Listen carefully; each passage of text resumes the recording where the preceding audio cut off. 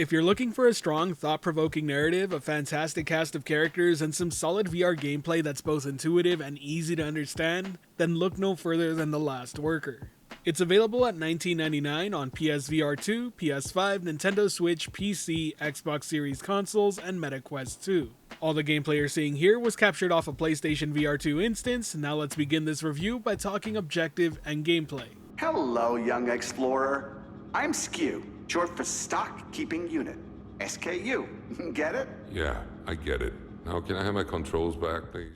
The Last Worker follows the story of Kurt, the ideal worker who's willing to put their job before everything else. But what happens to that type of worker when robots begin to replace humans, when AI starts to take over, and when simply giving it your all just isn't enough? As it turns out, a whole lot can happen. But I don't want to go and spoil the story because that's really the purpose of playing the game.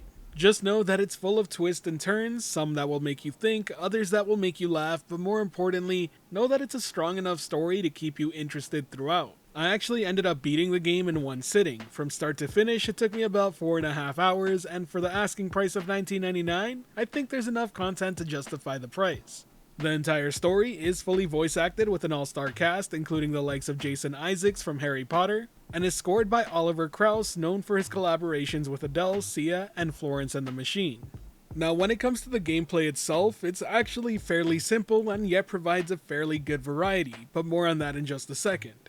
While playing as Kurt, you're pretty much bound to this machine that lets you float around. On said machine, you have a gravity gun to throw and pull packages and load them on your carriage.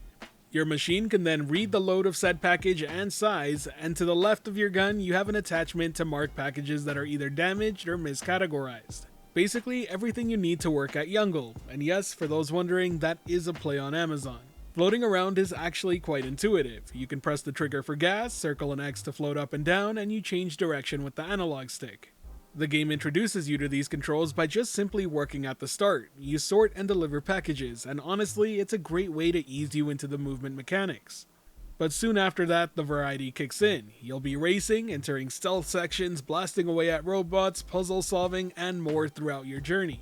You'll see some of that happening in the background footage of this review, but what I really gotta give credit to is that most of the gameplay mechanics themselves don't change. Everything you've learned at the start pretty much adapts to everything you're about to begin in these new segments of playing. That's to say, The Last Worker manages to add variety without complicating the gameplay. And it manages to do all this while feeling intuitive. I personally found that very impressive. But now let's talk features and content. One here. 3 laps, 3 products. The first to dispatch all 3 wins, the other loses their job. Are you serious? It's about to get serious. The Last Worker is a single-player narrative game, and while it does offer multiple endings, that's not to say you have many choices to make within the story. You kind of select your ending by choosing one of 3 doors at the end, if you get what I mean. Because of this, I can't say it's all that replayable. There is a chapter select, which is appreciated. And while the game's main menu does offer a display case for all the items you deliver while working at Youngle, I don't personally see it as being good enough for me to come back to those stages over and over again. Now it is worth pointing out that the game can be played both in VR and a flat screen mode, but I will say after trying both, I vastly prefer it in virtual reality by a good margin. It's just a more immersive and interesting experience, and it's much easier to just get sucked into the story that way. Now when it comes to comfort options, I'm happy to say that there's a wide variety, such as multiple blinkers for movement, tilt and turn speed adjustments, and more. I actually went with turning all the comfort options off as I'm pretty used to VR myself, and I felt no issue playing it all through one sitting. Regardless, it's great to see the options there considering a lot of people are trying VR for the first time with PSVR 2. Do I think the price of $19.99 is fair for the content given? Personally, yeah, but it's not the type of title you'll be coming back to repeatedly. If you're okay with that, I think the level of polish and overall experience more than makes up for the asking price. Now let's talk visuals and immersion. It's just a standard demolition robot.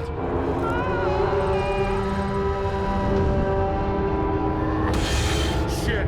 I can't move! He's got magnets! I think it's fair to say that The Last Worker is a pretty good looking game. Its art style carries it quite heavily, and that shouldn't be too big of a surprise. After all, it was designed in collaboration with Mick McMahon, best known for Judge Dredd and 2000 AD. It looks fantastic and sharp in the PSVR 2 headset, and the comic-like style and colors really pop up in a good way. I'm more than happy to report I didn't notice any sort of blur effect caused by reprojection, and the gameplay itself felt responsive and smooth.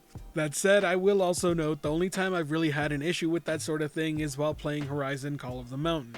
Now, in terms of immersion, the game does a great job when it comes to playing with sense of scale. But I will note that certain things you'd expect to move or be interactable aren't as interactable as you'd hope. For example, some of the controls on the vehicle you float around in lets you grip onto certain parts, but it doesn't really let you move them around. This choice may have been made on purpose for the sake of gameplay, since it does feel much easier just using the sense's built-in controls, but stuff like this does slightly disconnect you in VR. Not a deal breaker by any means, just don't go in expecting everything and anything to be interactable. What does really help sell you though is the audio. As I mentioned earlier, the voice cast is fantastic and the score is great. Now, taking it all into account, is The Last Worker worth picking up? In my honest opinion, it's one of the better purchases you can make right now on the PSVR 2 library for its asking price. Is it going to be for everybody's taste? Probably not, but that doesn't stop it from being a unique experience that is well written and polished with great audio and intuitive gameplay. It is a bit of a one and done game though, so be sure to take that into account, and it is also very possible to beat the game in one sitting if you're willing to and ready to game for about 4 to 4.5 hours straight. I'd say as long as you know what you're buying into here, I think it's hard to go wrong with the purchase.